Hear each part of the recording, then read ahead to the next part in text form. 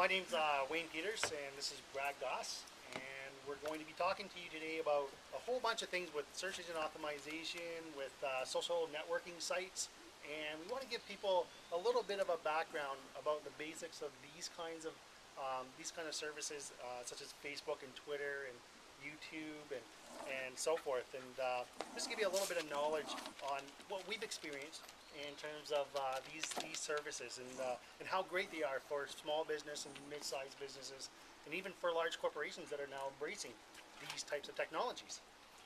So, Brad, we'll talk a little bit about Twitter. First of all, what do you think about using services such as TweetDeck or Hootsuite to schedule the tweets that somebody might have for the day?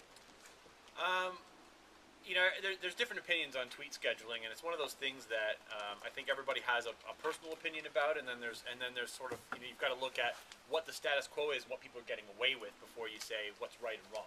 Right. Personally, I'm not a big fan of scheduling tweets, but I'm not going to lie, I have done it. But it's not something that I really condone as a business activity. Mainly because Twitter is a conversation, it's a social network, and you should be participating in that like you would participate in conversations at a party, I think. If you look at it as a place for you to just kind of dump links to your websites or do that kind of a thing, I think you may have lost the point of it, and the people that follow you won't be so interested in what you have to say if you're scheduling too much. But if you look at someone like Guy Kawasaki, who's a really big person on Twitter, I don't know what his follower count is, but I think it's in the millions. Wow. Everything he puts out on Twitter is automated, and it's repeated, I think, several times a day. And he admits this, when he does his talks on stage. So I know that people are using it effectively, and they're getting away with it. Mm-hmm. I don't personally condone it. Do you think it's spamming though? If somebody's putting on their company information time and time again, let's say every 5 minutes, isn't that just going to put people off though? I think it's disingenuous. I think you're not really participating the way you should. I wouldn't go as far as to say it's spam. Okay. Because people who are following you on Twitter have chosen to follow you, and they can stop following you whenever they want. That's a good point. So it's not unsolicited. Yeah. They've asked to follow you and to get your updates, whatever they are. Right. So I wouldn't go that far, but I don't think that it's really a genuine way to use a social network. It's social. It's not automated. Right. And it's like keeps the conversation really, really small. Right? Yes. 140 words or 140 less? characters. Yeah. Yeah. Characters. Yeah. So, do you think that with Twitter is a good way to market a business locally? I do. I think there's a number of ways for local business to harness Twitter. The easiest of which is to just, using a free software like TweetDeck, is to just open a search column that mentions the name of the town that you're in. Right? And just start following and interacting with all the people that are on Twitter in your town. For the most part, maybe only 10 or 20% of the people in your town are on Twitter. But one of the biggest misconceptions that small business owners make is they think that Twitter is all kids. Right. And the reality is that Twitter is actually more people in their late 20s to their early 40s than it is kids. There's actually not that many. I've talked to a lot of teenagers. Not very many of them use Twitter, and they think Twitter's for old people. Mm-hmm. So think about that. That's your demographic. Most of us have that demographic. That's your audience on Twitter. So if you're talking to the influential people in that age group who are on Twitter, chances are they're going to spread your message for you beyond Twitter. So it sort of goes viral in a sense. Well, you're taking a conversation. It's your conversation goes viral. If you're putting out, whatever it might be. If you're talking to people and you decide to put on a special or something and everybody knows about it, they'll share it with their friends. And in a community, a small town, or even in a big city, there's a lot to be done around that.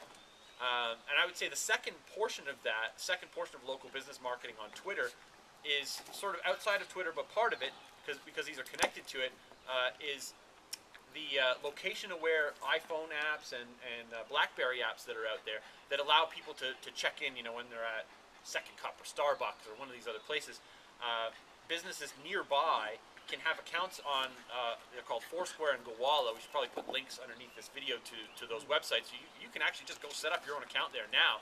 It's really easy to do, and you can offer a special to people who are using these apps. Most of the time you're going to be dealing with, tech professionals or, a younger crowd in that case. But again, a really good market to tap into, and to be right now, I know right now there's only a handful of places that are doing this, and I go to those places. I use these apps, and when I see, someone's offering a special, I'm just interested to see who these people are and how they know so much about this location aware stuff, because I think that that's kind of cutting edge still. But I think that there's going to be a lot more of that going on. And of course, the reason why it ties into Twitter, just if you're not quite understanding, is that a location aware iPhone app, when you say I'm at Starbucks, when you check into Starbucks, it actually posts that to Twitter, so that all your friends who follow you on Twitter, if you want them to come and hang out with you at Starbucks, they know you're there and they can just go and see. Isn't that like a privacy thing, though? I mean, like, I guess the point is that if somebody's going to say this is where I am, it's their choice, right? Right now, we're at my house. Right. Right. I never check in here. Right. Right. Nobody knows where I live, so from a privacy perspective, I can still maintain my privacy. I only check into public places. Right. And I only do it. If I'm going out from dinner with my wife, I'm not going to check into a sushi place so that all my friends can show up and say, "Hey, let's." I'm doing that when I want. When I'm inviting my friends or anybody, at that point I'm saying, hey, come and have a coffee with me. So there's a lot of companies that still are sort of weary about tapping into these technologies, such as Twitter.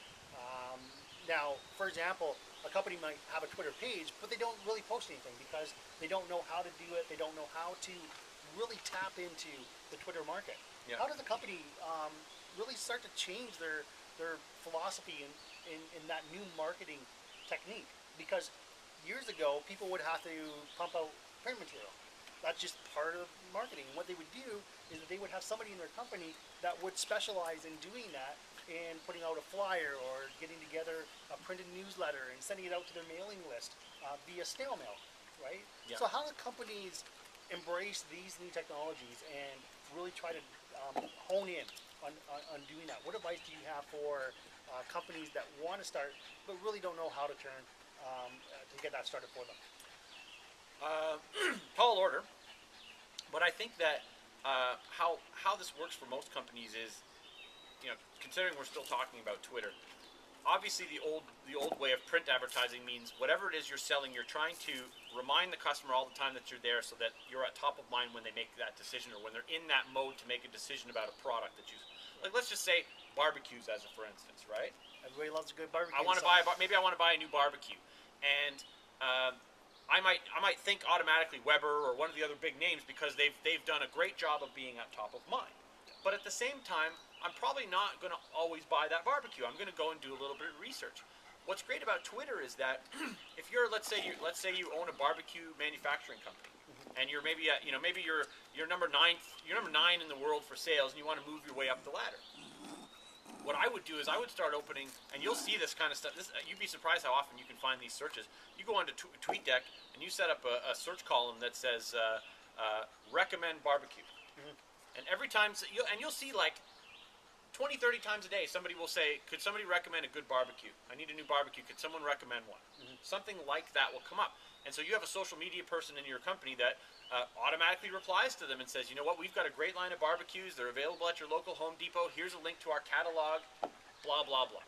So, here's a coupon code you can take. Here's a PDF coupon you can take to Home Depot with you to go and buy our barbecue today.